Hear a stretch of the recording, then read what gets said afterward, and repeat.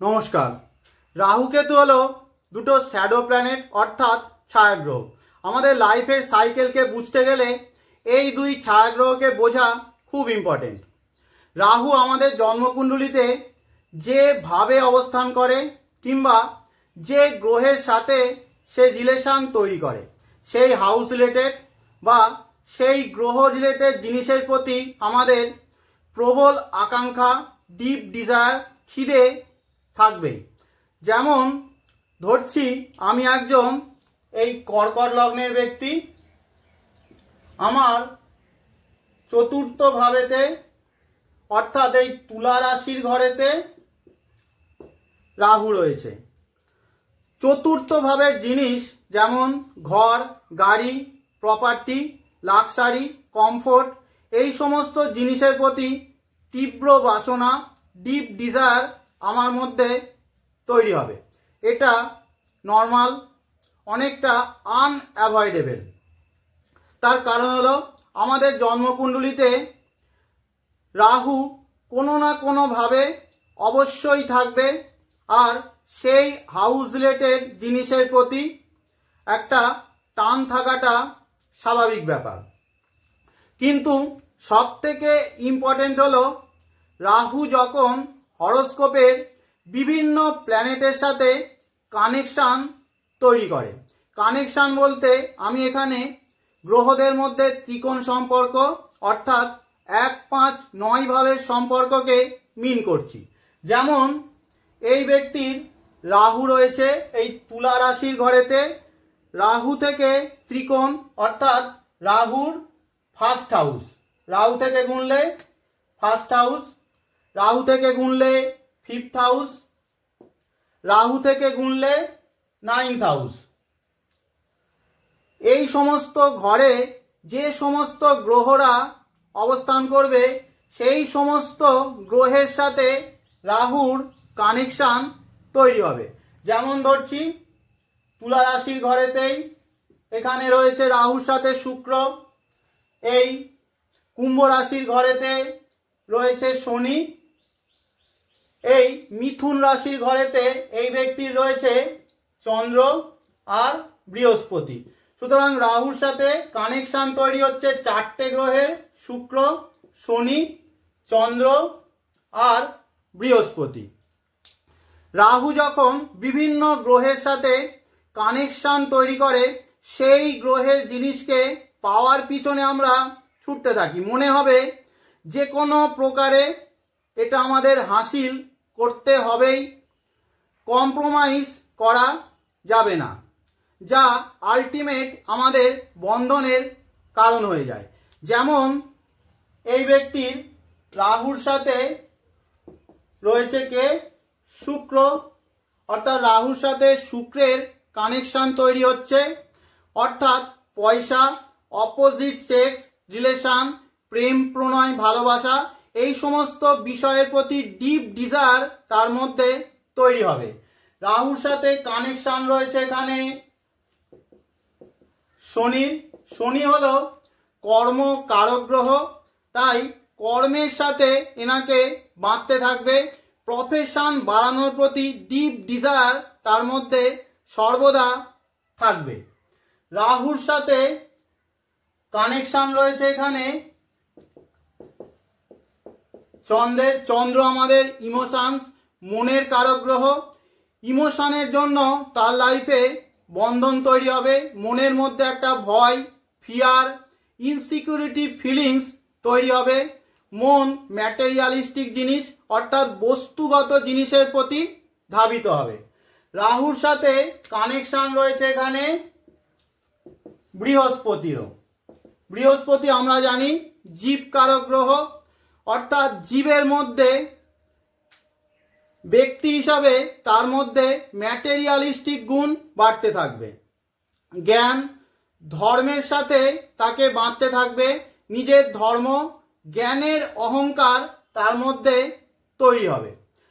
পক্ষান্তরে যখন majority of planet অর্থাৎ বেশিরভাগ গ্রহ কেতুর সাথে কানেকশান তৈরি করে, যেমন এই ব্যক্তির রাহু এখানে রয়েছে অটোমেটিক মেষ রাশির ঘরেতে তার কেতু থাকবেই।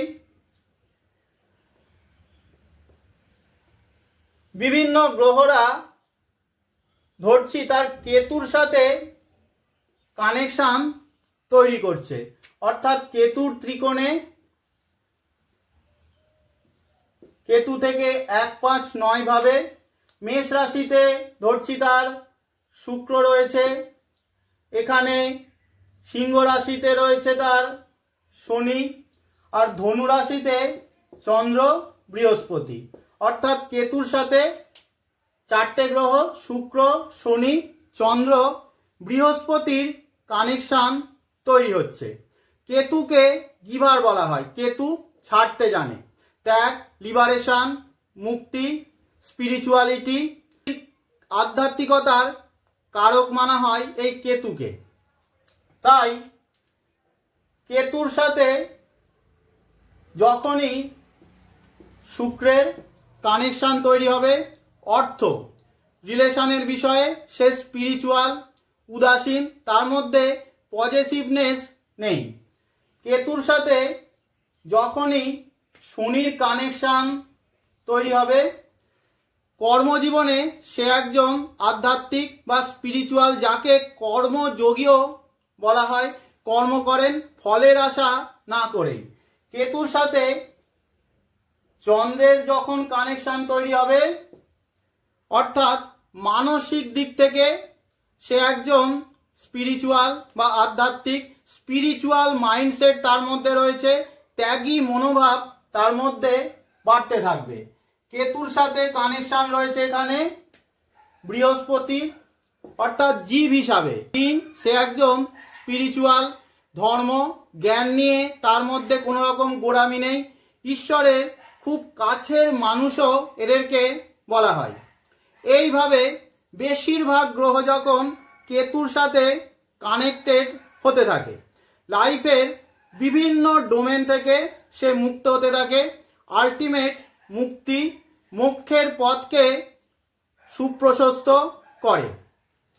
কিন্তু মেজরিটি অফ প্ল্যানেট, অর্থাৎ বেশিরভাগ গ্রহ যখন রাহুর সাথে কানেক্টেড হতে থাকে, লাইফের বিভিন্ন ডোমেনের সাথে সে বাঁধতে থাকে।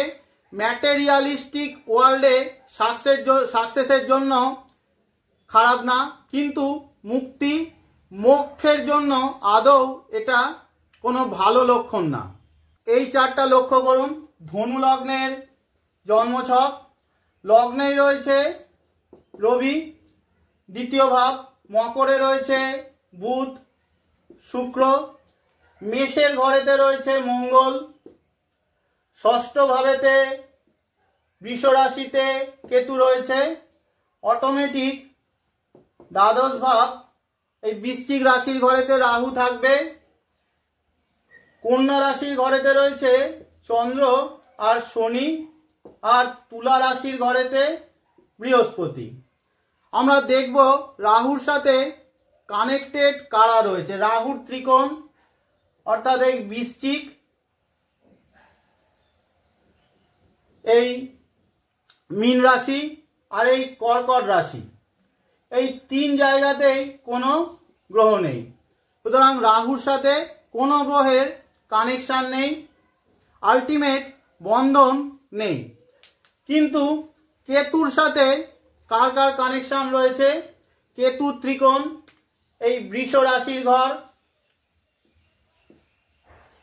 এই কন্যা রাশির ঘর, আর এই মকর রাশির ঘর। এখানে রয়েছে 4টে গ্রহ, চন্দ্র, শনি, বুধ, শুক্র। কেতুর সাথে এরা সব কানেক্টেড। সুতরাং বয়স যত বাড়বে তত লাইফের বিভিন্ন ডোমেন থেকে ধীরে ধীরে ইনি মুক্ত হতে থাকবেন। এই চারটা আমাদের সকলের প্রিয় স্বামী বিবেকানন্দের জন্মছক। আমার এক বন্ধুর জন্মছকে এই বৃশ্চিক রাশির ঘরেতে কেতু রয়েছে, এখানে সম্ভবত ওর শনি রয়েছে, আর কেতু ত্রিকোণ এই মীন রাশির ঘরেতে ওর গ্রহ রয়েছে, আর আর একটা ত্রিকোণ এই কর্কট রাশির ঘরেতেও ওর গ্রহ রয়েছে। মোটামুটিভাবে 3-4টে গ্রহ ওর কেতুর সাথে কানেক্টেড। মানুষ হিসাবে সে খুব স্পিরিচুয়াল, তার মধ্যে লেট গো অ্যাটিটিউড আছে, পয়সা নিয়েও কোনো রকম পজিটিভনেস নেই, কেউ কিছু চাইলে না করতে পারে না, নিজে কম নিয়ে অন্যকে সে বেশি দিয়ে দেয়। কিন্তু রাহু রয়েছে তার এই বৃষ রাশির ঘরেতে। রাহুর সাথে কানেকশন রয়েছে শুধুমাত্র একটা গ্রহেরই। রাহুর সাথে একই সঙ্গে তার রবিও রয়েছে। আর বাকি যে রাহু ত্রিকোণ, এখানেও কোনো গ্রহ নেই আর এখানেও কোনো গ্রহ নেই। তার একটাই নেশা, সেটা কি? সেটা হলো এই রবির নেশা, অর্থাৎ ফেম, সুনামের নেশা। সে সুনাম চায়, সুনাম খ্যাতি যেন সবাই করে তাকে, এটাই সে সবসময় চায়। খুব সহজেই কারোর কথা ইগোতে লেগে যায়, আত্মসম্মান বোধও তার মধ্যে প্রচণ্ড। লাইফে আলটিমেট সে ফেম পাবে না ডিফেম পাবে দেখতে গেলে আমাদের পুরো হরোস্কোপকে বিচার করা উচিত। কিন্তু রাহু যখনই রবির সাথে কানেকশন তৈরি করে, সেই মানুষ ফেমের প্রতি বিশেষভাবে আসক্তি তার মধ্যে বাড়তে থাকে। যার ফেমের প্রতি অর্থাৎ সুনামের প্রতি আসক্তি, তার ডিফেমের প্রতিও ভয় অবশ্যই থাকবে। যেমন ধরুন, আগে আমার ভিডিও 100 জন দেখতো, এখন দেখছে 1000 জন, ভবিষ্যতে কোনো এক সময় হয়তো 10,000 জনও দেখতে পারে। কিন্তু আমি জানি বাস্তবে আপনারা আমাকে শুনছেন না, শুনছেন আমার সময়কে। সময় যখন পাল্টাবে, দশা যখন আমার চেঞ্জ হবে, সব ফেম সে নিয়ে চলে যাবে। মানুষের কষ্ট কখন হয়? যখন মানুষ সেই ফেমকে পার্মানেন্ট হিসাবে ধরে নেয়। রাহু এই রকমভাবে আমাদেরকে জাগতিক বস্তুর পিছনে ঘোরাতে থাকে, ছোটাতে থাকে, আমাদের মধ্যে ভ্রম, ইলিউশন তৈরি করে, মায়ার বন্ধনে জীবকে ঘোরাতে থাকে এই রাহুই। তাই মহামায়া মা দুর্গাকে রাহুর দেবী বলা হয়। দুর্গা সপ্তশতী শ্রী শ্রী চণ্ডীর 11 অধ্যায়ে দেবতারা দেবীর স্তুতিতে বলছেন, দেবীকে বলছেন সর্বভূতা যদা দেবী স্বর্গমুক্তি প্রদায়িনী। এই স্তুতি কোনো সাধক, মহাঋষি কিংবা কোনো মহাপুরুষ করছেন না, স্বয়ং দেবতারা দেবী মহামায়াকে স্বর্গ এবং মুক্তি প্রদায়িনী বলছেন।